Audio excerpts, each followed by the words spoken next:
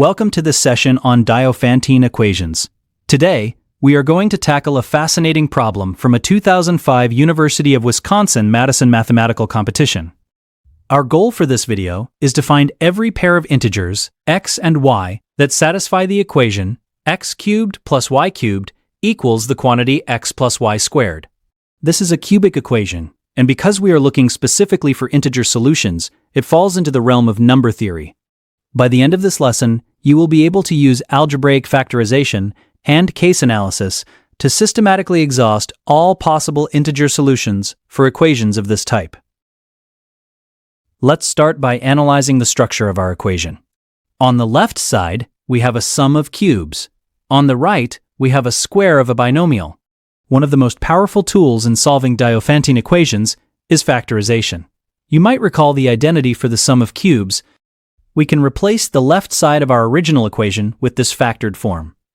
Now, notice that we have a common factor of x plus y on both sides. This is a critical moment in our algebra.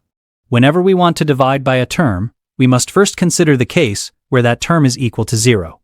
If x plus y equals 0, the equation becomes 0 equals 0, which is always true. This implies that any pair of integers where y is the additive inverse of x will work. For example, 1 negative 1, 2 negative 2, or 0 0 are all valid solutions. We have just found our first infinite family of solutions. Now, let's look for solutions where the sum of x and y is not 0. When x plus y is non-zero, we are allowed to divide both sides of the equation by this term. Performing this division simplifies our problem significantly. This leaves us with a quadratic equation in terms of x and y. To make it easier to handle, let's rearrange it so that it is set to 0. By grouping the terms with x together, we've expressed this as a quadratic in the variable x, where the coefficients depend on y. In this form, our standard quadratic coefficients are a equals 1, b equals negative quantity y plus 1, and c equals y squared minus y. Because we are looking for integer solutions for x, the discriminant of this quadratic must be a perfect square. Otherwise, x would involve a square root of a non-square, making it irrational. Our next step is to analyze this discriminant to narrow down the possible values for y. Let's calculate the discriminant, which we usually denote with the Greek letter delta. For our quadratic, we substitute the coefficients we just identified. Expanding the square and distributing the 4 gives us delta equals y squared plus 2y plus 1, minus the quantity 4y squared minus 4y. This simplifies to negative 3y squared plus 6y plus 1. As we discussed, for x to be an integer, this expression must be a perfect square. Let's call it k squared, where k is an integer. Notice the lead coefficient is negative 3. This means the parabola associated with this expression opens downward, and the value of the discriminant will be negative for very large or very small values of y. We can rewrite the equation by completing the square. We factor out negative 3, add and subtract 1 inside the parentheses, and finally arrive at k squared equals negative 3 times the square of the quantity y minus 1 plus 4. Since k squared must be at least 0, we can set up an inequality. 0 is less than or equal to k squared, which is less than or equal to 4.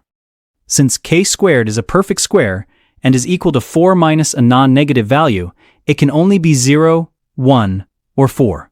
Let's test these possible values to find integer solutions for y. We now have a limited number of possibilities for the expression negative 3 times y minus 1 squared plus 4. Let's test integer values for y to see which ones yield a perfect square. If y equals 1, the expression becomes 4. Since 4 is a perfect square, y equals 1 is a valid candidate. If y equals 0, the expression becomes 1. This is also a perfect square, so y equals 0 works. Similarly, if y equals 2, the expression again becomes 1. This is another valid candidate. If y equals 3, the expression becomes negative 8. Since a square cannot be negative, we don't need to check any values of y greater than 2 or less than 0. Our search has narrowed down y to just 3 possible values, 0, 1, and 2. Now, for each of these, we need to find the corresponding value of x using our quadratic equation, x squared minus quantity y plus 1 times x plus quantity y squared minus y equals 0. Plugging in y equals 0, we get x squared minus x equals 0. Factoring gives x times x minus 1 equals 0, so x can be 0 or 1. This gives us solutions 0, 0, and 1, 0. Plugging in y equals 1, we get x squared minus 2x equals 0. Factoring gives x times x minus 2 equals 0, so x can be 0 or 2. This gives us solutions 0, 1, and 2, 1. Plugging in y equals 2, we get x squared minus 3x plus 2 equals 0. This factors into x minus 1 times x minus 2 equals 0. So x can be 1 or 2. This gives us solutions 1, 2, and 2, 2. We have now exhaustively checked all possible cases. Let's consolidate our findings. From our initial analysis where the sum of x and y was 0, we found an infinite set of solutions. This includes pairs like 0, 0, 1, negative 1, and negative 5, 5. From our second case where the sum was non-zero, we derived a quadratic equation and used its discriminant to find specific integer pairs. These are 1, 0 and 0, 1, 2, 1 and 1, 2, and finally 2, 2. Note that 0, 0 was already covered in the first group. These are all the integer solutions to the equation. We used the sum of cubes factorization to split the problem, considered the zero case separately, and then bounded the remaining possibilities using the discriminant of a quadratic. You've now seen how to handle a complex-looking cubic Diophantine equation by reducing it to a more manageable quadratic form. This systematic approach, factorization, case breakdown, and bounding, is a staple of high-level mathematical competitions. Great work!